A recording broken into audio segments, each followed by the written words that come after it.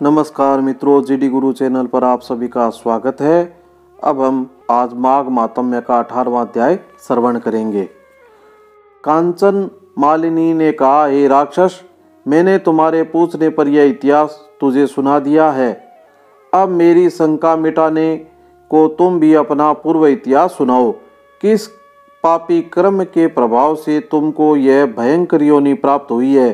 तब राक्षस ने कहा, हे सुभगे, तेरा वृतांत बड़ा ही सुंदर और पापों को नष्ट करने वाला है।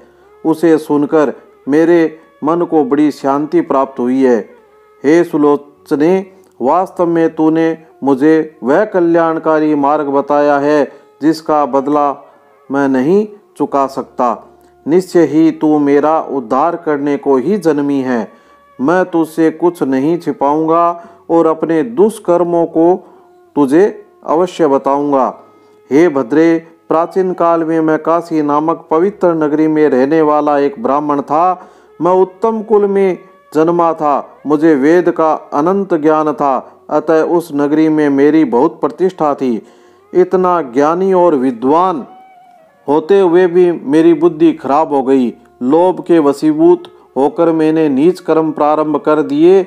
मैंने दुराचारी राजा, शूद्रों एवं वैश्यों के दुष्ट दान लेने प्रारंभ कर दिए। अनेकों बार कुत्सित निषिद्ध ग्रह दान लेता रहा। यहाँ तक लोभ में पड़कर मैं चंडाल तक का दान लेने लगा।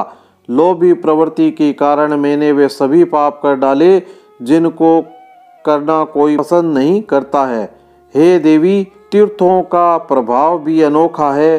जहाँ तीर्थ समस्त पापों का सत्कर्म करने पर नष्ट करता है, वहाँ वही तीर्थ पाप करने पर पाप कार्यों को कई गुना बढ़ा भी देता है। तीर्थ में किया छोटा सा पाप भी पर्वत के समान भयंकर हो जाता है। तब भयंकर पापों का तो कहना ही क्या, उन पापों को करते हुए काशी में मेरी मृत्यु हो गई। काशी क्षेत्र के प्रभाव से मुझे नरक तो नहीं मिला, क्योंकि अविमुक्त क्षेत्रों में मृत्यु पाने वाले नरक की यातना से तो बचे रहते हैं, परंतु पाप भार ज्यों का त्यों बना रहता है।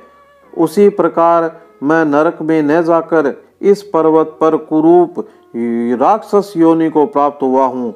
इस योनि में आने से पहले मुझे 2 बार गिद्ध और 3 बार सर्प और 1 बार विष्ठा आहारी वाराह बनना पड़ा है। तब इस 10वें जन्म में राक्षस बना हूँ। इन योनियों को पार करने में मुझे सहस्त्रों वर्ष लगे हैं, परंतु अब तक मुझे अपने उद्धार का कोई मार्ग नहीं मिला। इस भयंकर राक्षस योनि को पाकर भी मैंने कैसे कैसे पाप नहीं किए हैं। मैंने इस स्थान से 3 योजन के घेरे में कोई जीव नहीं जीवित रहने दिया। जो मिला उसे ही मार डाला। सहस्त्रों निरपराध जीवों की हत्या कर डाली है। इन्हीं पापों के कारण मेरा मन जलता रहता है। आज तुम्हारे दर्शन करके मुझे शांति मिली है। तीर्थ का फल समय पर प्राप्त होता है, परंतु सज्जन के दर्शन मात्र से तुरंत लाभ होता है। हे देवी, मैंने अपने चरित्र का स्पष्ट रूप से तुमसे कह दिया है। सज्जन दूसरे के दुख से दुखी होते हैं। आप ही मेरे उद्धार का मार्ग बताएं। मैं इसी चिंता में पड़ा रहता हूँ कि मेरे कष्टों का अंत कैसे होगा। मैं तो इतना ही जानता हूँ कि सज्जन पुरुषों की सहायता से मुझ जैसे पापात्मा का भी निस्तार होगा। आप ही मेरे उद्धार का मार्ग बताएं ताकि इस योनि से छुटकारा मिले। दत्तात्रेय जी ने कहा, हे राजन, उस राक्षस के उन वचनों को श्रवण कर कांचन मालिनी का हृदय दया से भर गया। उसने विचार करने के बाद उससे कहा, हे दैत्यराज, तुम चिंता मत करो, मैं तुम्हारी मुक्ति का उपाय करूंगी। मैंने अनेकों वर्षों से विधि पूर्वक माघ स्नान किए हैं। हे प्रयागराज, पर मेरी अगाध श्रद्धा है। त्रिवेणी स्नान मुझे अपने प्राणों से भी प्रिय है। श्रद्धा पूर्वक मैंने त्रिवेणी के जल में स्नान करके धर्म के मर्म को समझा भी है। विद्वान धर्म को गुप्त रखने को कहते हैं, और वेदज्ञ दुखी जनों को दान देने की प्रशंसा करते हैं। हे भद्र, जिस प्रकार समुद्र में होने वाली वर्षा का कोई महत्व नहीं होता, उसी प्रकार धर्म संचित करने का भी महत्व नहीं है। यदि मेरे धर्म से तेरा उद्धार हो सकता है तो मैं उसे सहर्ष देने को तैयार हूँ। इतना कहकर उस अप्सरा ने अपने गीले वस्त्र निचोड़कर अपने हाथों में वह जल लेकर अपने माघ स्नान का पुण्य उस बूढ़े राक्षस को दे दिया। हे राजन, माघ स्नान चमत्कारी प्रभाव को सुनो। कांचन मालिनी के पुण्य को प्राप्त होते ही उस राक्षस ने देह त्याग दी। प्रसन्न मुख जब विमान पर चढ़ा तो समस्त दिशाएं ज्योतिमान हो उठी। उस समय वह आकाश में दूसरे सूर्य के समान प्रतीत हो रहा था। तब उसने कांचन मालिनी की प्रशंसा करते हुए कहा, हे भद्र, मेरे पापों का कोई प्रायश्चित था या नहीं, यह तो प्रभु ही समझ सकता है, परंतु आपने पुण्य प्रदान करके मेरी गति बना दी। अब आप कृपा करके मुझे नीति युक्त उपदेश प्रदान करें ताकि मैं भविष्य में भी पापों से मुक्त रह सकूं।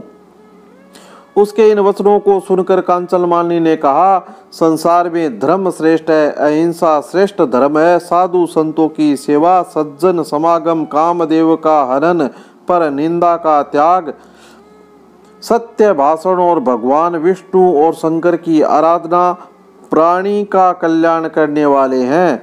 माया ममता का त्याग कर संसार को नाशवान समझकर जीवन यापन करने वाले प्राणी योग में प्रीत लगाते हैं, उससे ही उनका कल्याण होता है। जो भी इन बातों का पालन करता है उसका ही जीवन सफल होता है। हे राक्षस, प्रभु प्रताप से तुमको दिव्य देह प्राप्त हुई है और तुम स्वर्ग को जा रहे हो। प्रभु तुमको सद्बुद्धि प्रदान करे। इस उपदेश को ग्रहण कर दिव्य शरीर धारण करने वाला वह राक्षस स्वर्ग को जाते समय बोला, हे कल्याणी, तुम्हारा सदैव कल्याण हो। प्रभु तुम पर प्रसन्न रहे। सूर्य और चंद्रमा का आकाश में जब तक तेज है तब तक तेरी कीर्ति अमर रहे। देवी पार्वती के चरणों में तेरी प्रीति अखंड रहे और भगवान शिव के परम पवित्र शिवलोक में तेरा स्थान बना रहे। हे माता, तेरी बुद्धि निर्मल रहे। धर्म तप उपकार दया तेरे आभूषण हो और दीन दुखी जन तेरी सहायता का लाभ उठाते रहे। इस तरह के वचन कहे और कांचन मालिनी को प्रणाम करके वह राक्षस स्वर्ग को चला गया। तब देव कन्याओं ने हर्षित हो कांचन मालिनी पर पुष्प वर्षा की। उसको आशीर्वाद देते हुए बोली, हे भद्रे, तूने राक्षस पर दया करके उसे मुक्ति दिलाने में अपने अद्भुत कार्य का परिचय दिया है। तब हर्षित हो कांचन मालिनी अपने लोक को गई। जो भी प्राणी इस श्रेष्ठ संवाद को सुनता अथवा पढ़ता है वह राक्षस के भय से मुक्त रहता है। मित्रों, अभी हमने माघ मातम्य का 18वां अध्याय सुना था। अब हम आगे 19वां अध्याय दूसरी कड़ी में श्रवण करेंगे। धन्यवाद।